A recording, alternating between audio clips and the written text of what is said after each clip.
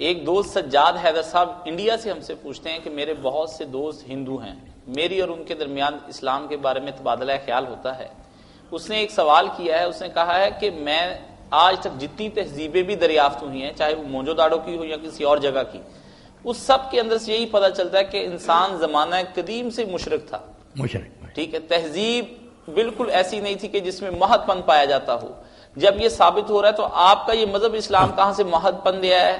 یہ نئی قرآن بات کر رہا ہے، تو انسان تو شروع سے ان چیزوں کو مانتا چلا آ رہا ہے۔ بالکل یہی بات۔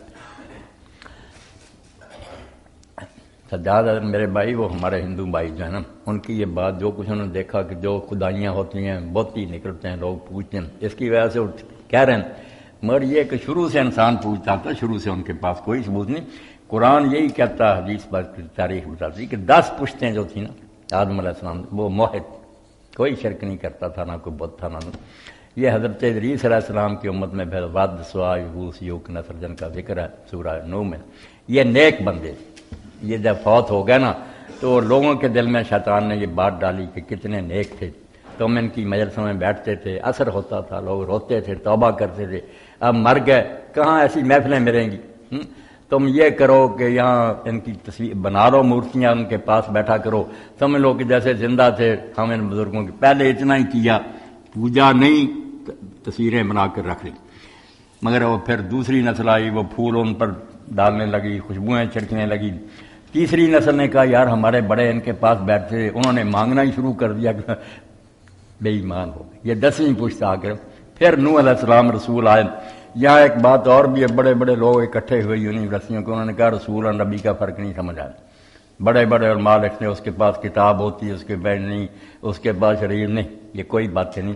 اللہ نے ایسے لوگوں کو بھی رسول کہا جن کے پاس کوئی نئی کتاب نہیں تھی، نہ کوئی نئی شریعت تھی، وہ دوسری شریعت کے پیرو تھے۔ جیسے اسماعیل علیہ السلام کے لیے کہا رسول النبیہ، حالانکہ وہ ابراہیم علیہ السلام اپنے باپ کی شریعت پہ تو نہیں۔ رسول اور نبی میں اصل فرق یہ ہے کہ نوح علیہ السلام سے پہلے نبی آئے، اس وقت لوگ مسلمان تھے، موحد تھے، مگر غلط کام کرنے لگے، کوئی زنا شراب وغیرہ۔ غلط امت کو ٹھیک کرنے کے لیے جو آتے ہیں نبی، وہ آسان کام ہے۔ ایک ہے کہ کچھ امتیں پھر دین کی بنیادوں کی منکر ہو جاتی ہیں، قیامت کے منکر ہو گئے، کوئی توحید کے منکر ہو، ان کو ٹھیک کرنے کے لیے جو آتے ہیں ان کا کام بڑا مشکل کا، ان کو دوبارہ دین، یہ رسول کہلاتے ہیں۔ اس لیے مشرکین کفار کی طرف پہلا رسول جو ہے نا نوح ہی آیا، مشرک ہو گئے، پہلے موحد ہی تھے لوگ۔ تو اس کے لیے ہندو بھائیوں کو نا سجاد اگر کہا کہ یار مسلمانوں سے پوچھنے کی بجائے نا یہ تمہارے اندر آریہ سماج جو ہے نا، آریہ گروہ، اس سے پوچھ لو، وہ موحد ہیں، انہوں نے بت ختم کر دیے، بہت مخالفت کی۔ ہندوؤں میں سے وہ وہابی پیدا ہو گئے، انہوں نے کہا یہ سناتن دھرمی ہے جو جن تم بت بنا، یہ کیا مطلب؟ انہوں نے بڑی تفسیر سے خود نا دیانند جو سرسوتی تھے عالم، انہوں نے پھر ویدوں کا آپ ترجمہ کیا سنسکرت سے کہ اس میں کوئی لفظ نہیں شرک کا، یہ تم نے جعلی پنڈتوں نے ترجمے کیا، اور بت پرستی ختم کر کے نا پکے موحد ہو گئے۔ ان کی کتابیں پڑھیں، پتہ چلے گا کہ وہ خود بتاتے ہیں کہ ہندوازم بھی موحد مذہب تھا، بعد میں یہ مشرک ہوئے۔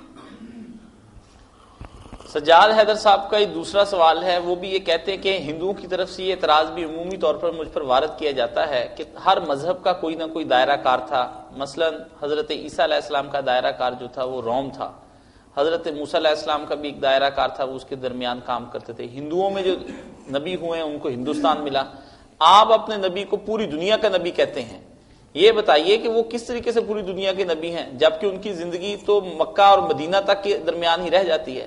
باقی اگر آپ یہ کہتے ہیں کہ آگے پھر امت جو ہے اس کا یہ کام ہے کہ وہ لوگوں تک ہدایت پہنچائے، تو ضرورت تو آج بھی نبوت کی ہے۔ تو آپ اپنے نبی کے بارے میں اور ضرورت نبوی کے بارے میں بتائیں کہ آج بھی نبی ہونا چاہیے تھا، کیوں نہیں آج؟ ہمارے جو ہندو بھائی یہ باتیں کرتے ہیں نہیں، ان کی باتیں ٹھیک۔ جس وقت علاقوں کا میل جوڑ اتنا آسان نہیں تھا، اپنے اپنے علاقے محدود تھے، ذرائع ملاقات کے نہیں تھے، مشکل سے سفر، نہ اتنا علم ہی پھیلا تھا، ذرائع نہیں تھے، اس وقت یہی تھا کہ اپنے اپنے علاقے میں استاد آئیں، انہیں دین سکھائیں، باتیں ایک ہی تھیں، اللہ کو ماننا، توحید اور آخرت اور نیکیاں۔ مگر جب وقت آ گیا کہ پوری دنیا ایک دوسرے سے ملنے لگی، ذرائع وسائل کا دور بھی آپ دیکھتے ہیں کہ حضور کے بعد جلدی کیسا آ گیا، یہ انٹرنیٹ وغیرہ، تو پھر اللہ نے کہا اب علاقوں کے رسولوں اور استادوں کی کیا ضرورت ہے، ایک ہی رہبر جو ہے نا ساری دنیا کے لیے کافی ہے۔ تو اسی لیے حضور نے فرمایا کہ کان نبی یبعث الی قوم، مجھ سے پہلے جب حالات ایسے تھے تو اپنی قوموں کی طرف ہی رسول آتے تھے، مگر بعثت الی الناس عامہ، اب میں نا ساری دنیا کے لیے بھیجا گیا، اور انتظام بھی ہو گیا۔ آپ کے بعد ایک نیا دور شروع ہوا، ایجادات ہوئیں، بڑی سہولتیں پیدا ہوئیں، کتابیں چھپنی شروع ہو گئیں، چھاپے خانے نکلا، تو آپ ساری دنیا کے لیے نبی۔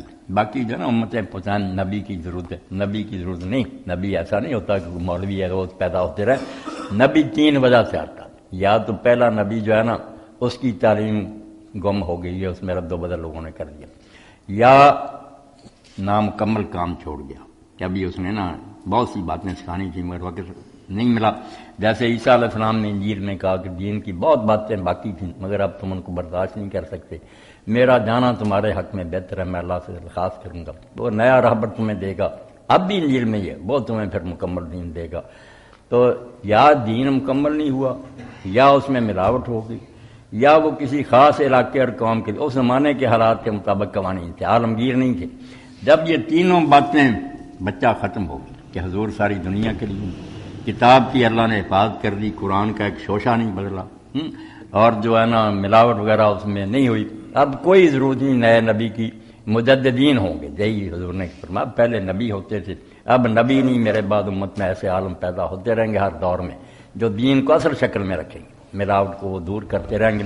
الحمدللہ 14 سال سے ہو رہا، اس کے لیے یہ مولانا فقیر اللہ صاحب جو لاتے ہیں کتاب تاریخ دعوت و عظیمت، یہ تو تینوں حصے پڑھنے چاہیے نا، جو سید ابوالحسن ندوی رحمۃ اللہ نے دکھایا کہ حضور کے آخری نبی ہونے کی اللہ نے کثر پوری کر دی۔ کوئی وقت نہیں جب امت کو کوئی ضرورت پڑی ہوئی، شاعر کی، جرنیل کی، فقیہ کی، محدث کی، جس فن میں جو بندہ درکار نہ تھا پڑھو، اللہ نے اسی کو کھڑا کر دیا اور آسمان کے سورج کی طرح وہ چمکا۔ تو نبی علیہ السلام کے بعد کسی نئے نبی کی ضرورت نہیں، آپ کی تعلیم ہی لوگوں تک پہنچانے کی ضرورت ہے۔